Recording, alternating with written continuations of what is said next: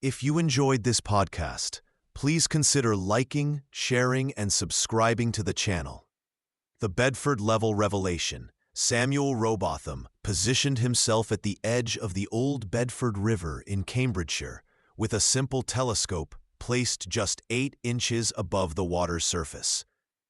The year was 1838, and the young man had devised what seemed like a straightforward test.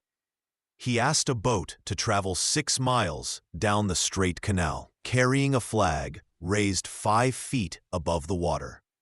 According to the accepted science of a curved Earth, Rowbotham should have watched the boat disappear from view. The calculations were clear.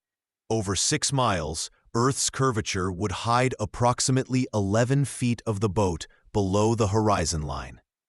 Instead, Rowbotham claimed he could see the entire boat and its flag throughout the journey.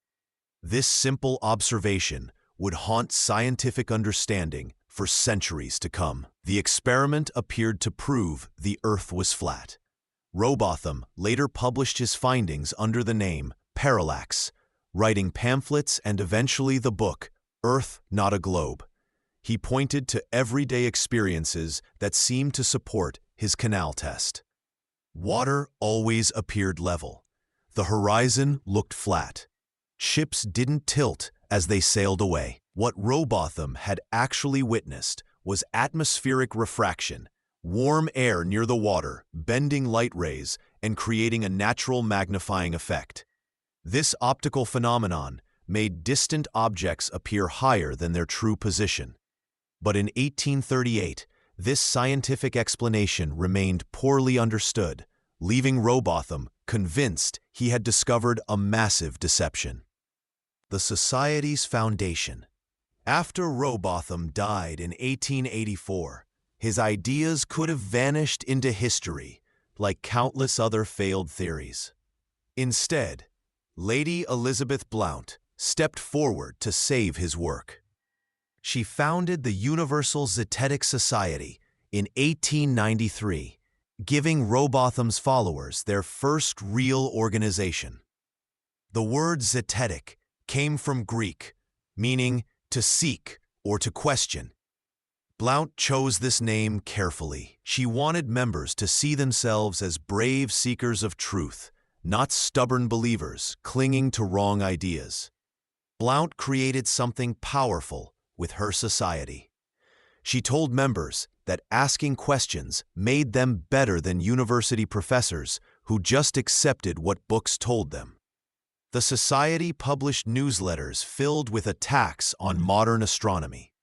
They called Newton's laws mathematical fantasies and dismissed photographs of Earth's curve as tricks. Members felt special, knowing secrets that educated people refused to see. When Samuel Shenton took over the movement in 1956, he faced a major problem. Rockets were starting to fly into space. Soon, satellites would circle Earth and send back pictures. How could flat Earth believers survive when everyone could see proof of a round planet? The Antarctic conspiracy emerges. As flat Earth believers faced mounting questions about world geography, they developed an answer that transformed Antarctica from a distant continent into humanity's greatest secret. According to this theory, what we call Antarctica is actually a massive ice wall that circles the entire flat Earth, holding in the oceans and hiding whatever lies beyond. This dramatic reimagining solves several problems that plague flat Earth models, particularly why ships can travel in seemingly circular routes around the southern hemisphere without falling off an edge.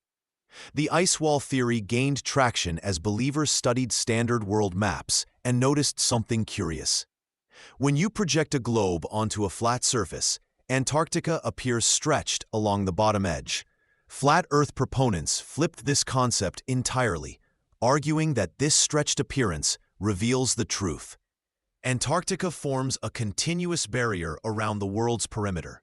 This explanation allows believers to maintain that compass directions work as expected while preserving their flat model. Supporters of this theory point to the Antarctic Treaty of 1959 as evidence of a coordinated cover-up. They argue that governments restrict civilian access to Antarctica not for environmental protection, but to prevent ordinary people from discovering the ice wall and whatever lies beyond it. Tourist expeditions, they claim, are carefully controlled theater designed to maintain the illusion. Every official photograph of Antarctica becomes suspect, dismissed as computer manipulation designed to hide the wall's true circular nature. However, this theory creates its own set of problems that believers must explain away. A freestanding circular ice wall would be structurally impossible, requiring support that doesn't exist in their model. The YouTube awakening.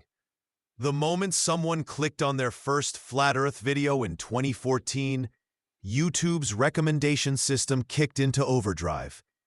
The platform's algorithm, designed to keep viewers watching, began serving up similar content with mechanical precision. What started as idle curiosity quickly became a full immersion experience as the system flooded users with hours of related material. Mark Sargent emerged as one of the most effective content creators in this digital ecosystem.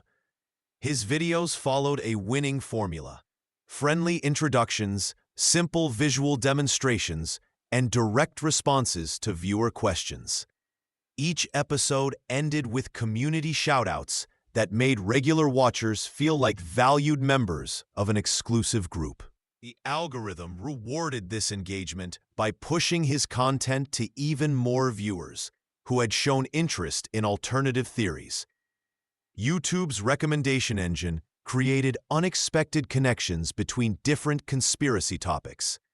Viewers who watched Flat Earth content soon found videos questioning moon landings, NASA missions, and government cover-ups appearing in their suggested feeds. This cross-pollination helped build a broader network of believers who saw these various theories as pieces of the same puzzle. The platform had accidentally created a pipeline that turned casual skeptics into committed conspiracy theorists. The documentary paradox. The documentary Behind the Curve captured something remarkable happening in real time. Flat Earth believers conducted their own experiments to prove the Earth was flat. Instead, they proved the opposite.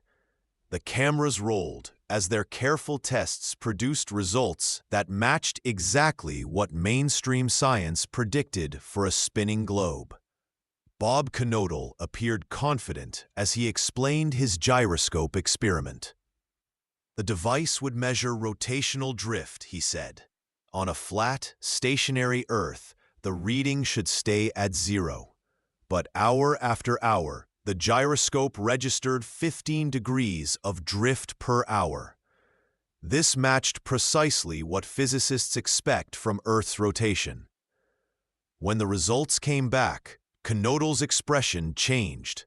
He suggested the gyroscope might be picking up interference from radio waves or other sources. Jaron Campanella's laser experiment followed a similar pattern. He set up boards with holes at identical heights across several miles of flat terrain. If the Earth was truly flat, the laser beam should pass straight through all the holes. Instead, the light disappeared behind the boards. Only when Campanella raised the laser to account for Earth's curvature did the beam become visible again. The silence that followed spoke louder than any explanation. The identity crisis. But within these online spaces, something more powerful than facts was taking hold. Researchers studying conspiracy movements discovered that flat Earth belief rarely exists alone. People who question the shape of our planet typically doubt many other official stories too. They see hidden plots in vaccines, election results, and historical events.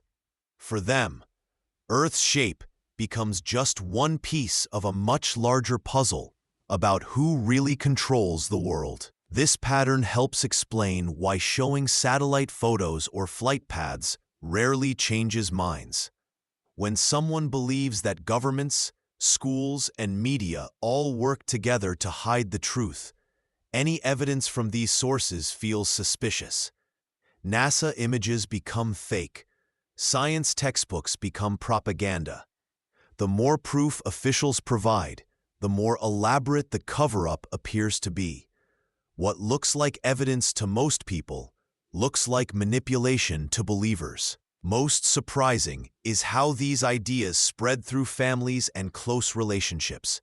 Entire households now reject the globe model, with parents teaching children to question their teachers and textbooks. Some believers report losing old friendships, but gaining new ones within the movement, creating social circles where doubt about Earth's shape feels normal and smart.